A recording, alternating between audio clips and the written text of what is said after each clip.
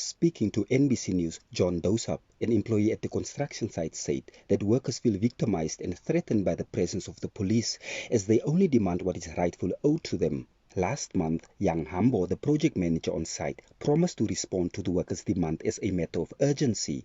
The workers, however, feel that they are mistreated and want government to intervene. The workers, among others, are demanding reasonable salary increases and safer working conditions on site. Currently, about 300 Namibians are working on the rehabilitation and subsequent widening of the road between Kharas and Chess.